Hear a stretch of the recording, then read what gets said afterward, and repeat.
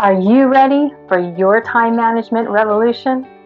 If so, you might be interested to know how to prepare to update a website, aka how to avoid a complete disaster.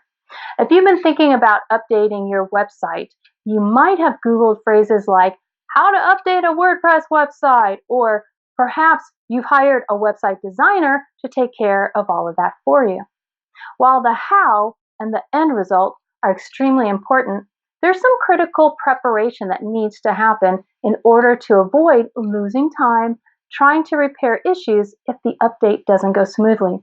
If I'd known all of this ahead of time or knew to specify to the web designer to do this and have it in the contract, I could have saved myself dozens of hours of frustration and stress. Here are some lessons I learned the hard way. 1. Back up your website before making any changes. This should be a no-brainer, but it's not always done. Is this backup all-encompassing so that every detail of both the public-facing pages and the back end of your website can be restored if the update is a complete disaster? Or can the backup be accessed to call the components you need if not all of your current website's attributes transferred successfully to your new website? Second, create a list of all of your web pages. Your spreadsheet should include the title of the page, its purpose, and its URL. In the event there's a mishap, you can easily sort the pages by priority to choose the order in which to fix them. For example, when my website designer made its changes live on my website, none of my current pages transferred over with the proper formatting. Some pages contained jumbled text, most were missing graphics and photos, and some were completely blank except for the title. At first, I was rebuilding those pages based on oh crap moments until I finally made a list of what pages were included in proposals and campaigns, and we started triaging the issues from there. If you create this list ahead of time and it includes analytics, you can use this to focus on the key pages and perhaps even jettison some in the process. 3. Compile a list of your active plugins. When my updated website went live, even though it was still a WordPress site with the same domain and hosted on the same server, some of my active plugins did not transfer over. But I didn't realize this until we started troubleshooting. That's when I discovered that a security plugin wasn't transferred. And then I realized my SEO plugin didn't transfer. I never created that list, so I was having to guess what I used and what was working for me and what to put back on. 4. Save everything from your media library.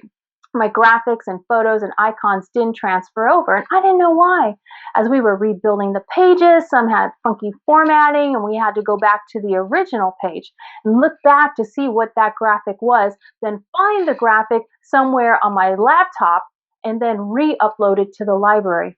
Originally, the website designer transferred over the graphics he'd saved in his files, but apparently his server had some malware and viruses on it, which got transferred to my website, which caused Google Chrome to declare my website deceptive. Fun times!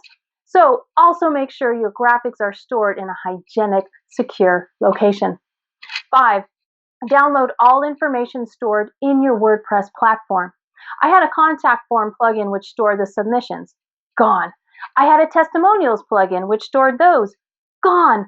I'm having to go back and manually capture those testimonials. Be sure to download whatever you might be afraid of losing.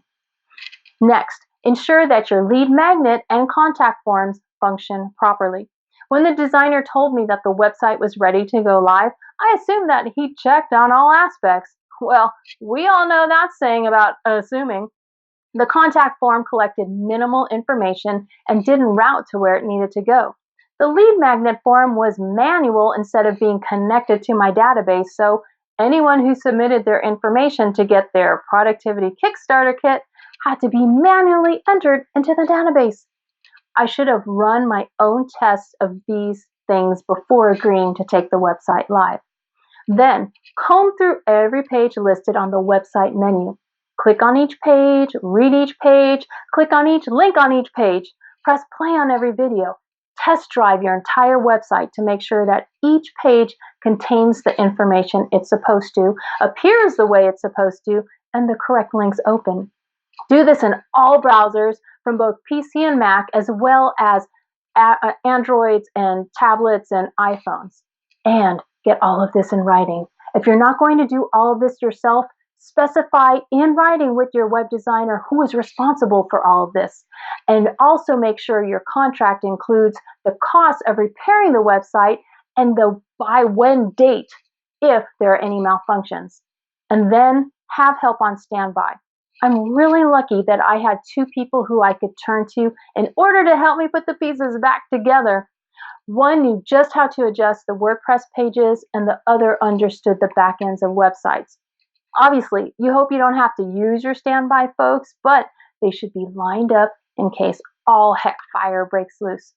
I spent over a month playing Fix-It and having to pay two other people to help me do that.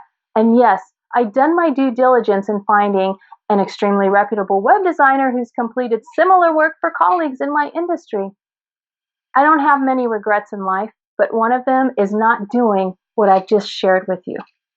Good luck with your website design update, and make sure you follow all of these tips. And remember, even during a crap storm, you do have the power to tell your time what to do. This is Helene Segura. Thank you so much for joining us.